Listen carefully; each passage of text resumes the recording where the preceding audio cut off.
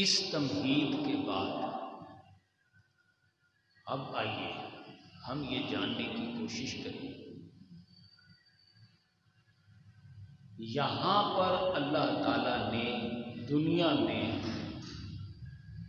یہ جہان سوداگروں کے حوالے کیا ہوا ہے۔ ہمیشہ سے، آج سے شروع سے، جہان خیش بس سوداگراں دار، اللہ اپنا جہان سوداگروں کو دیے رکھتا ہے، کاروباریوں کو، تاجروں کو۔ اب کاروباریوں کی، تاجروں کی، سوداگروں کی یہ خواہش ہوتی ہے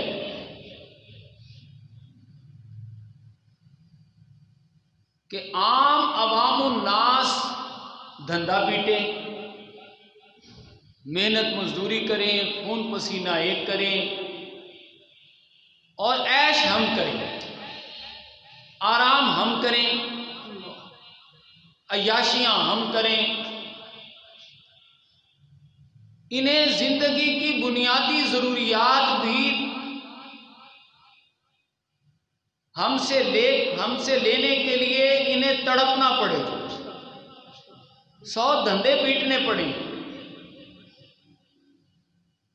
تو جہاں جہان خیش و سوداگراں داد ہے تو وہیں پر چنگیزی زمانہ بھی ہے۔ ان کی خواہش ہوتی ہے کہ ہم یہاں ظلم و بربریت عام کریں، جو ہمارے جی میں آئے ہم وہ کریں۔ ظاہر ہے نالائقوں کو اٹھا کے سروں پہ مسلط کریں، قتل و غارت کروائیں۔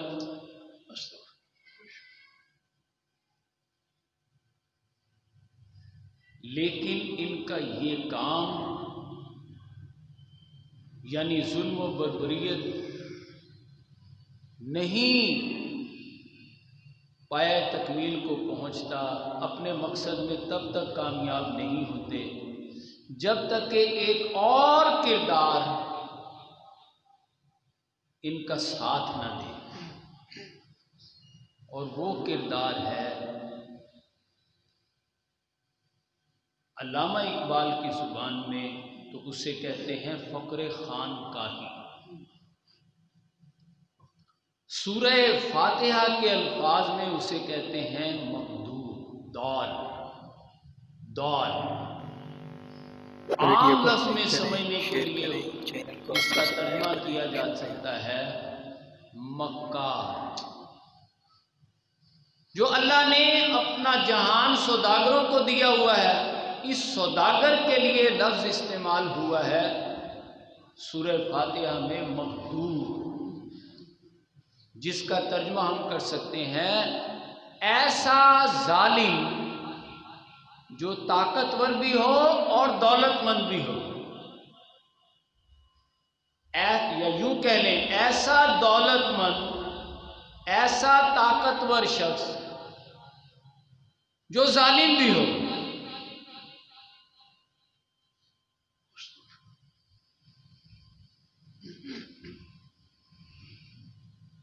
اب جو دوسرا کردار آ رہا ہے جس کو سورہ فاتحہ دال کہتی ہے، جس کو علامہ اقبال اپنی زبان میں فقر خانقاہی کہہ رہے ہیں،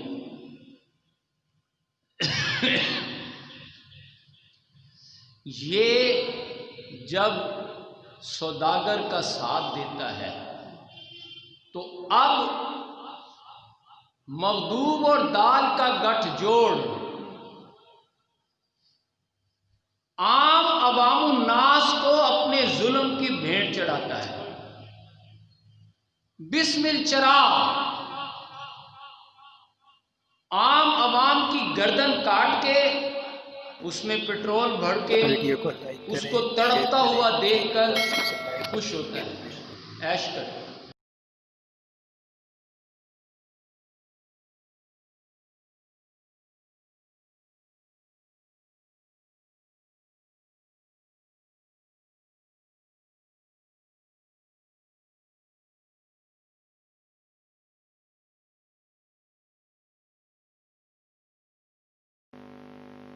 ویڈیو کو لائک کریں، شیئر کریں، چینل کو سبسکرائب کریں۔ شکریہ۔